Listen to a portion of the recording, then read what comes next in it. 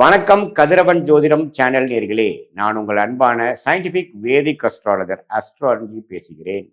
நல்லது நினைப்போம், நல்லதே நடக்கும். இப்ப பாருங்க, இந்த வீடியோவில் நம்ம என்ன பார்க்க போறோம்னா, மார்ச் 2026 எத்தகைய ஒரு பலாபலன்கள் நிறைந்த ஒரு மாதமாக மேஷ ராசிக்காரர்களுக்கு இருக்க போகுதுன்னு பார்க்குறோம். 2026 ஆண்டு பிறந்துருச்சு. இப்போ பிப்ரவரி மாதம் முடிந்து மார்ச் மாசம் வரும் பொழுது கிரக அமைப்பு, ஆண்டு கிரகத்தின் அமைப்பு, அதே சமயத்துல மாத கிரகத்தின் அமைப்பெல்லாம் எப்படி ஒரு அமைப்புல இருந்து அந்த மேஷராசிக்காரர்களுடைய வாழ்வாதாரத்தை எப்படி நிர்ணயிக்குது அப்படிங்கிறத சயின்டிபிக் வேதிக் அஸ்ட்ராலஜி முறையில், அதாவது மூட நம்பிக்கையில போகாமல் மிகைப்படுத்தாமல் உள்ளது உள்ளவாறு ஒரு கிரகம் எப்படி இருந்தா எது மாதிரி கர்ம பலன் நமக்கு கொடுக்கும் அப்படிங்கிறத துல்லியமாக இந்த வீடியோவில் நம்ம சயின்டிபிக் வேதிக் அஸ்ட்ராலஜி முறையில் ஒளி தத்துவ அடிப்படையில் நம்ம பார்க்க போகிறோம். இப்போ பாருங்க, ராசிக்கு 3ஆம் இடத்துல குரு நீடித்து இருக்கிறார். விரயசனி கடந்த ஒரு வருடமாக போய்கொண்டு இருக்கிறது. மேஷராசிக்காரர்களுக்கு 12ஆம் இடத்துல சனி இருந்து எல்லா வயசு வித்தியாசம் இல்லாத மேஷராசிக்காரர்களுக்கு சில மாற்றங்களை கொடுத்து கொண்டிருக்கிறது. அதாவது தொழில் வேலை சம்பாதிக்கக்கூடிய மேஷராசிக்காரர்களுக்கு விரயங்களையும் கொடுத்து கொண்டிருக்கிறது, செலவுகளையும் கொடுத்து கொண்டிருக்கிறது. ஏன்னா 12ஆம் இடத்துல சனி இருக்கும் பொழுது சனி எந்த இடத்துல இருக்கிறாரோ அந்த இடத்த ஆக்டிவேட் பண்றார் அப்படிங்கிறது தான் இந்திய வேத ஜோதிடத்தோட அடிப்படையான ஒரு அமைப்பு. ஸோ விரய சனி போய்கொண்டிருக்கக்கூடிய மேஷராசிக்காரர்களுக்கு சில பேர்த்துக்கு இடம் மாற்றங்கள் உண்டு, சில பேர்த்துக்கு தூர பிரதேச பயணங்கள் உண்டு, டிராவலிங் அதிகமாக இருக்கக்கூடிய அமைப்பு இருக்கு. அதே சமயத்துல நிறைய பேர்த்துக்கு செலவுகள், அந்த செலவுகள் சுப செலவுகளா போய்கொண்டிருக்கிறதா, அதாவது தேவையான ஒரு இன்வெஸ்ட்மெண்டா போய்கொண்டிருக்கிறதா, அல்லது தேவையற்ற செலவுகளாக போய்கொண்டிருக்கிறதா அப்படிங்கிறது உங்களுடைய தசாபுக்திகள் எப்படி போகுது, உங்க லக்னத்துல எப்படி இருக்கிறத வச்சுதான் நம்ம சொல்லுவோம். இப்போ பொதுவா சனி 12ஆம் இடத்துல இருக்கிறப்போ விரயசனியா போயிட்டு இருக்கு. குரு 3ஆம் இடத்துல இருந்து 7ஆம் இடம் 9ஆம் இடத்தை பார்க்கிறார். அதே சமயத்துல 11ஆம் இடத்தையும் பார்க்கிறார். இப்ப பாருங்க, இந்த மார்ச் மாசம் பாத்தீங்கன்னா ஒரு விசித்திரமான ஒரு மாசமாக வருகிறது. ஏன்னா உங்களுடைய 11ஆம் இடம் என்று சொல்லப்படுகிற லாபஸ்தானத்துல ராகு இருக்கிறார், சூரியன் இருக்கிறார், செவ்வாய் இருக்கிறார், புதன் இருக்கிறார். அதை 4 கிரகத்தையும் குரு பார்க்கிறார். சுக்கிரன் பாத்தீங்கன்னா சனியோட சேர்ந்து மார்ச் 1ஆம் தேதியிலிருந்தே 12ஆம் இடத்துல இருக்கிறார். ஸோ இது ஒரு அற்புதமான ஒரு அமைப்பு. எது மாதிரி அமைப்புன்னு பாத்தீங்கன்னா, உங்களுக்கு இதுவரை நீங்கள் கடந்த ஒரு வருடமாக செய்த உழைப்புகள் எல்லாத்துக்குமே ஆதாயம் பெறக்கூடிய ஒரு அமைப்பாக, கொஞ்சம் நீங்க லாபங்கள் பெறக்கூடிய ஒரு அமைப்பாக இருக்குங்க. எப்படி இருக்கு? 11ஆம் இடம் என்று சொல்லப்படுகிற லாபஸ்தானத்துல உங்களுக்கு உங்களுடைய ராசி அதிபதியே இருக்கிறது ரொம்ப நல்லது. அதே சமயத்துல ராகுவோட சேர்ந்து சூரியனோட சேர்ந்து இந்த மாதிரி கிரகணங்கள்லாம் முடிந்து வரக்கூடிய அமைப்புகள் இருந்தாலும் குருவின் பார்வை நிவர்த்தி இருக்கு. ஸோ மேஷராசிக்காரர்கள் கண்டிப்பாக ஒரு நல்ல மாற்றங்களை, நல்ல உயர்வுகளை, இதுவரை செய்த முயற்சிகளுக்கும் இன்வெஸ்ட்மெண்ட்டுக்கும் தொழில் ஈடுபாடுக்கு எல்லாத்துக்குமே பார்த்தீங்கன்னா ஒரு லாபம் எடுக்கக்கூடிய, ரிசல்ட் எடுக்கக்கூடிய மாணவர்களாக இருந்தாலும் சரி, உத்தியோகஸ்தர்களாக இருந்தாலும் சரி, நடுத்தர வயதினராக இருந்தாலும் சரி, தொழிலதிபர்களாக இருந்தாலும், சீனியர் சிட்டிசனாக இருந்தாலும் 11ஆம் இடங்கிற ஒரு லாபஸ்தானத்துல இந்த 4 கிரகம் சேர்க்கிறது ஒரு அருமையான விஷயம். குரு பார்க்கிறது இன்னுமே பெட்டர். குரு பார்த்தால் கோடி நன்மை. ஸோ அதனால பாத்தீங்கன்னா இதுல என்ன ஒரே ஒரு விஷயம்னா, ராகுவும் சூரியனும் சேர்றார்.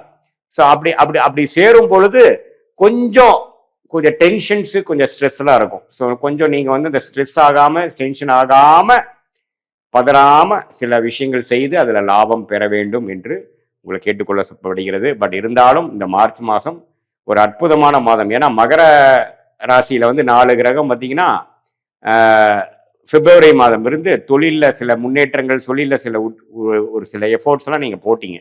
அதெல்லாம் கொஞ்சம் லாபம் வரக்கூடிய அமைப்பு, கொஞ்சம் பெட்டரான ஒரு அமைப்புக்குள்ள இப்பதான் நீங்க கொஞ்சம் வரீங்க. தலை தூக்குற மாதிரி ஒரு விஷயங்கள் வருகிறது. வரவேண்டிய பணம், வம்பு வழக்குகளால் வரவேண்டிய செட்டில்மெண்ட்டு, நமக்கு எந்த மாதிரி ஒரு ஒரு ஒரு ஒரு விஷயத்தை எதிர்பார்க்கிறோமோ, ஒரு வேலையில ப்ரொமோஷன், அரசு உத்தியோகத்தில் இருக்கிறவங்களுக்கு ஒரு ப்ரொமோஷன், மாற்றம், டிரான்ஸ்ஃபர் கம் ப்ரொமோஷன், இது மாதிரி பல நல்ல விஷயங்கள் காத்து கொண்டு இருக்கக்கூடிய அற்புதமான ஒரு மாதமாக மார்ச் 2026 மேஷராசிக்காரர்களுக்கு கண்டிப்பாக உண்டு. இதுல பாருங்க, மார்ச் 15ஆம் தேதிக்கு அப்புறம் சூரியன் 11ஆம் இடத்துல 12ஆம் இடத்துக்கு போறார். 12ஆம் இடத்துக்கு போனாலும் அங்க சுக்கிரனை தான் போய் அஸ்தங்க பண்றார். ஸோ அங்க ஒரு சனியோடையும் சேரக்கூடிய அமைப்புகள் இருக்கு. பட் முதல் 2 வீக்ஸ் வந்து மிகவும் நன்மை பயக்கக்கூடிய ஒரு லாபம் எடுக்கக்கூடிய டைமாகவும், செகண்ட் வந்து அந்த லாபத்தை வந்து சுப விரயங்கள் செய்யக்கூடிய, கொஞ்சம் கம்ஃபோர்ட் பண்ணிக்கிட்டேன், கொஞ்சம் நான் வந்து என்னுடைய தேவைகளை பூர்த்தி செய்து கொண்டேன் அப்படிங்கிற மாதிரி ஒரு second of 3rd and 4th week of March வந்து மேஷ ராசிக்காரர்களுக்கு கொடுக்கக்கூடிய அமைப்பு இருக்கு. ஸோ ராசி அதிபதியே 11ஆம் இடத்துல போகிறது ஒரு அற்புதமான ஒரு மாதம் இது.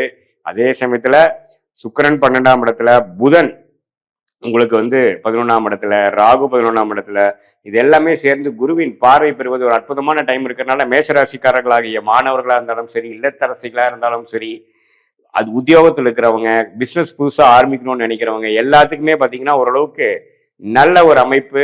இதுல ஒரே ஒரு விஷயம் வந்து ஒரு 100 ரூபா கிடைக்க வேண்டிய இடத்துல ஒரு 70 ரூபா 80 ரூபா தான் வரக்கூடிய அமைப்பு இருக்கு. ஏன்னா ராகு சூரியன் சம்மதப்படுகிறார்கள், கிரகண விஷயங்கள் வருகிறது. என்னதான் குரு பார்த்தாலும் கொஞ்சம் டென்ஷன் கொடுக்கக்கூடிய அமைப்புகள் மேஷராசிக்காரர்கள் இருக்குங்கிறது நீங்க கவனத்துல கொள்ள வேண்டும்.